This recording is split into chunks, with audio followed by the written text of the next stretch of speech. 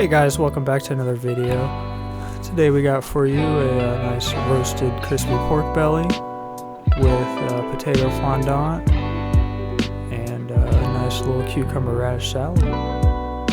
Let's get into it.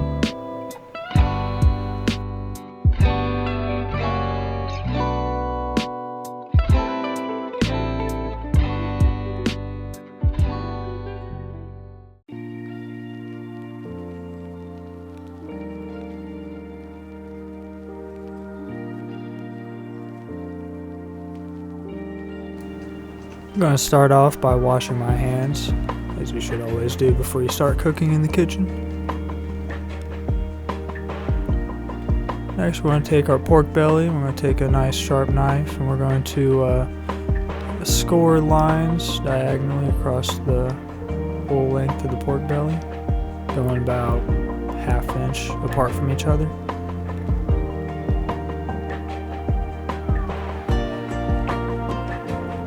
We're going to rotate our pork belly 180 degrees, and we're going to score across the same lines that we just did, making nice little diamonds with our cuts.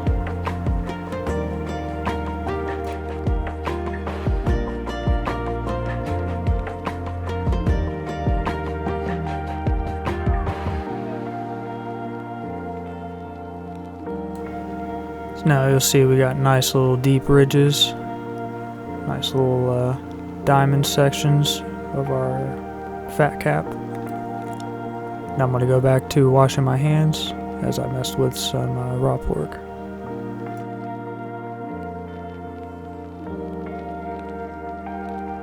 Now I'm going to grab a dish and I'm going to put some salt over our pork belly in there. And what we're going to do is we're going to rub it all over the top. We're going to try to get in all those crevices that we made with our knife. Making sure we rub it all in there.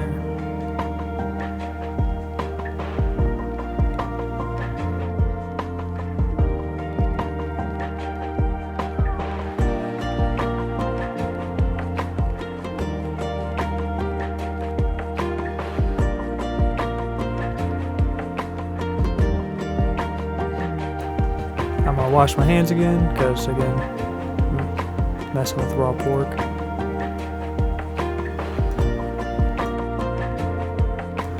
Now I'm going to take this little rub that I got. I got a little bit of freshly ground sage, some ground cardamom, a little bit of salt, pepper, and some sugar in there. What we're going to do, we're going to rub all this over the meat side of our pork belly.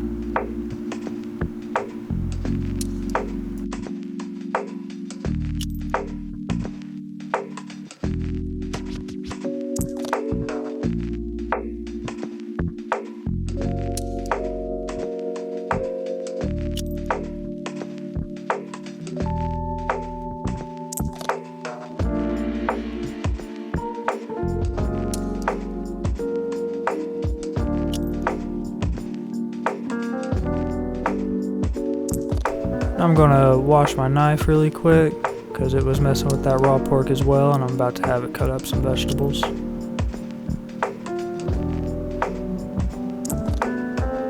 going to grab my little fennel head right here, cut off the bottom of it. And I'm just going to cut it into little rough sections, nothing too crazy.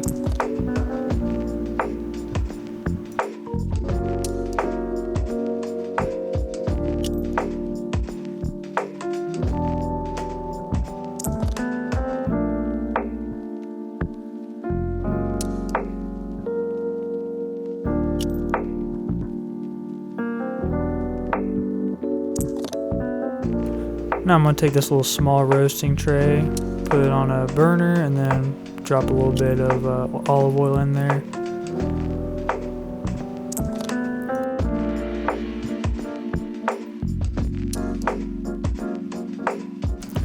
Once that oil is nice and hot, we're going to drop in our fennel cubes, and we're going to start getting a nice little cook on those. We're also going to add in just a little bit of salt to help tenderize them just a little bit.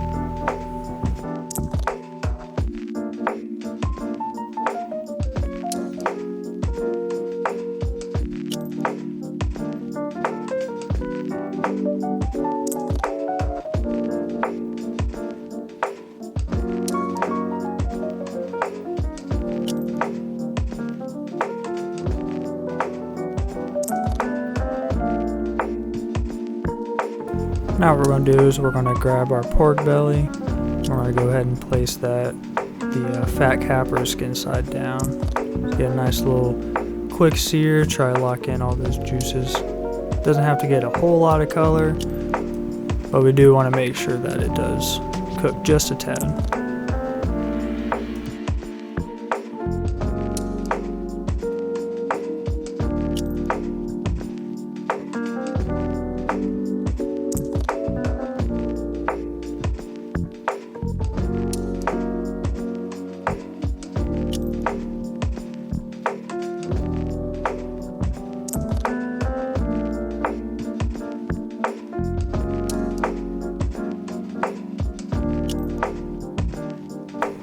Once we have it seared just a tad, we're going to flip it over. And now we're going to grab just a small little bit of white wine. We're going to drizzle that just in the bottom of the pan. And then we're going to let that reduce and simmer away mostly.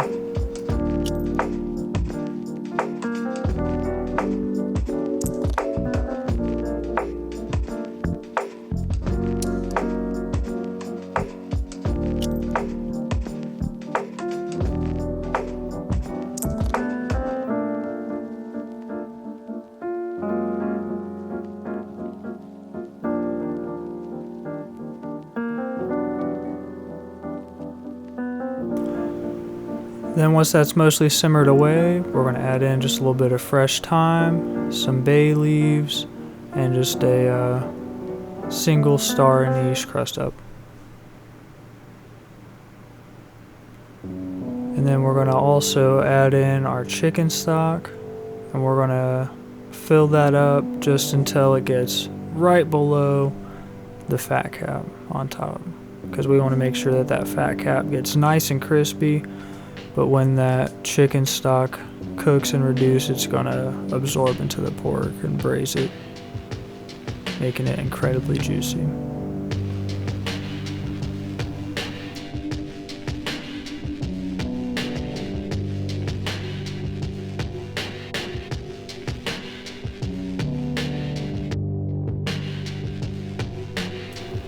then we're going to bring our heat up, and we're going to wait for our chicken stock to boil.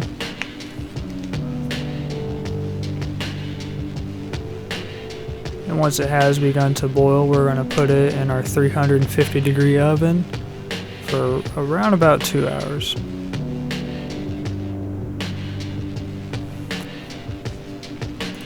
Once our pork belly has been cooking for around about an hour, we're going to go ahead and start on our potato fondant. So what we're going to do is we're going to take our russet potatoes and we're going to cut them into about inch or inch and a half rounds.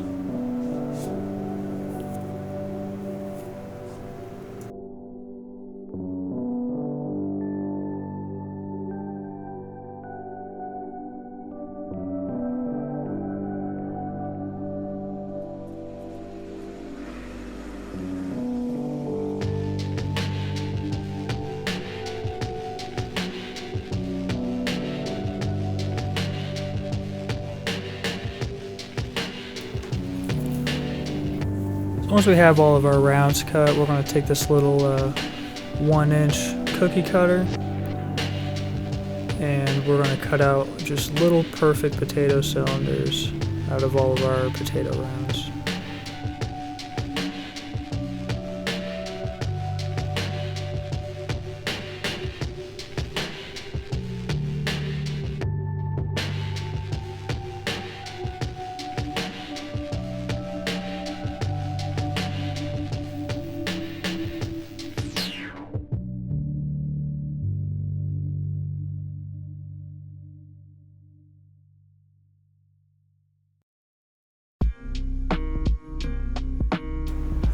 Now once we have all those cut out, we're going to take them and we're going to soak them in some water for about 20 minutes or so, just to dry out any additional starch to help us get a nice fry and bake on our potato.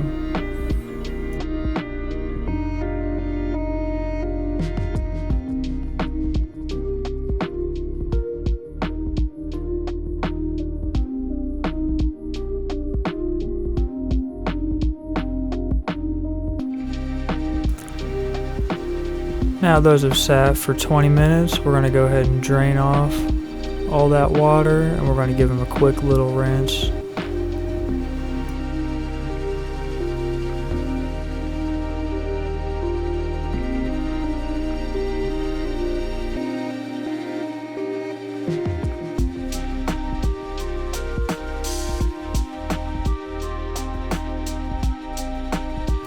Now we're going to put these on a paper towel, and we're going to dry these as thoroughly as we can.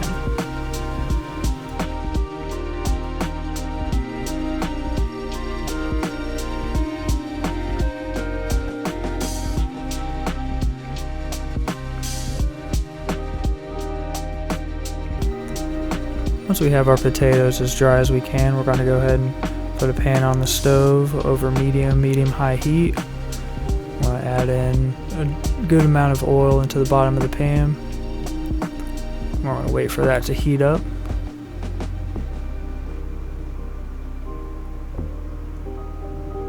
And we're going to go ahead and salt and pepper the tops of our potatoes.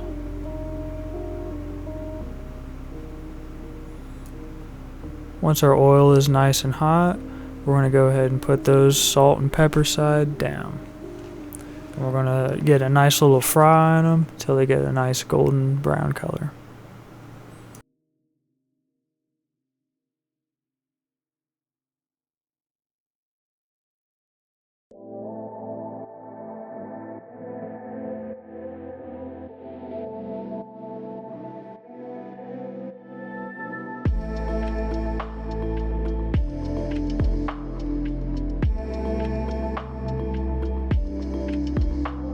And these are going to fry for about 2 to 3 minutes on that first side, and as you try to make sure they don't stick to the pan, you're going to tilt one over and see that you actually got the right color that you want on the bottom of all of them.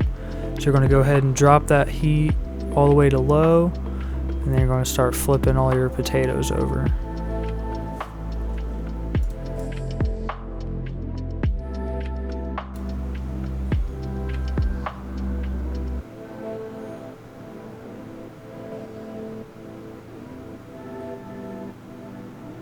You're also going to splash yourself with a good amount of oil right there too.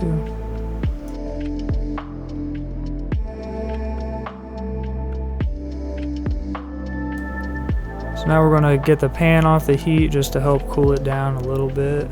Look at that nice color on the tops of those potatoes. So now what we're going to do is we're going to spread them apart again, and then we're going to come in with our butter. Got 3 big knobs of butter. And you might be saying, that's a lot of butter. And you'd be right. But most of the butter that we have there is going to end up just staying in the pan. Then we're going to come over with 3 cloves of garlic, and we're going to give them a nice crush. We're going to plop those in the pan.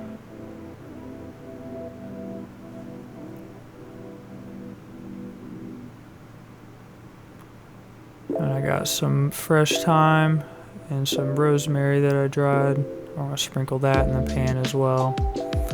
And then we're going to wait for our butter to fully melt and start to really bubble up right before it starts to brown.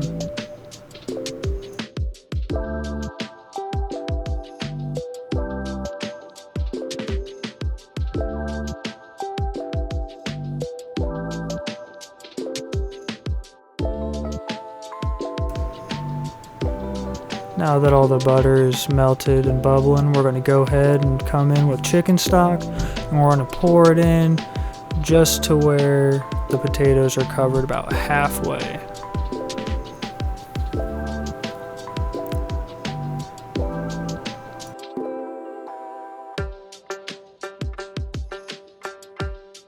Then we're going to spread them out again, make sure that they get a nice even bake on every one of them. Then we're going to take the silicone handle off my frying pan, and then we're going to plop these in the oven right alongside of our pork roast for about the last 30 minutes or so of the roast.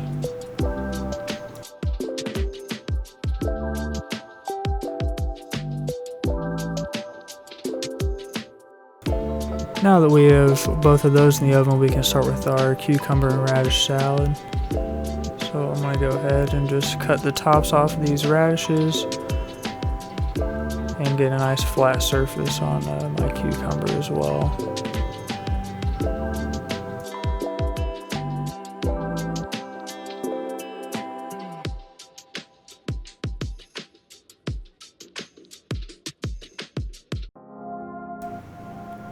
I'm going to go ahead and set up this nice finger death trap to a nice 2mm cut. And I'm going to be slicing off a good amount of slices of radish and the cucumber. I'm wanting about 7 pieces of each.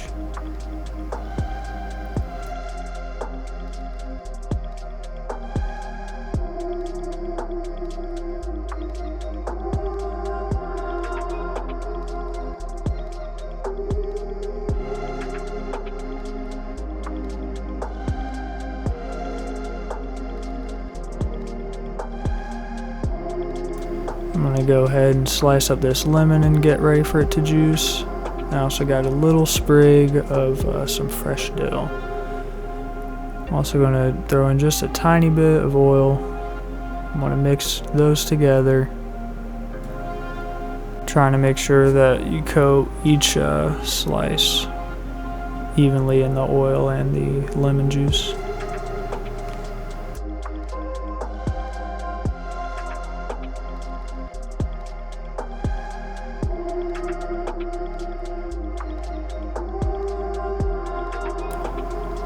I'm gonna go ahead and get ready to pull my potatoes out of the oven.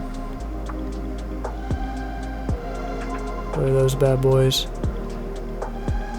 And I'm gonna also pull out my pork belly.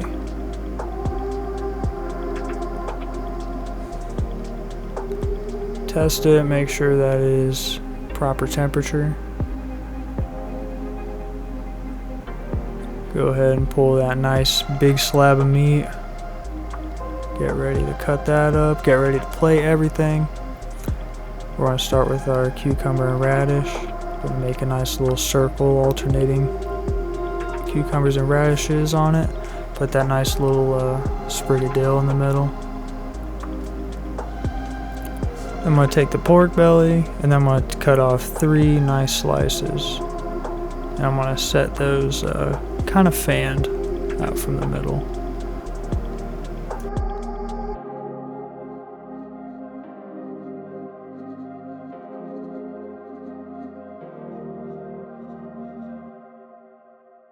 Then we're going to go in and grab a couple of our potato fondant, set those opposite of the pork. And there you have it. A nice roasted pork belly and potato dish. So now, obviously you gotta try it.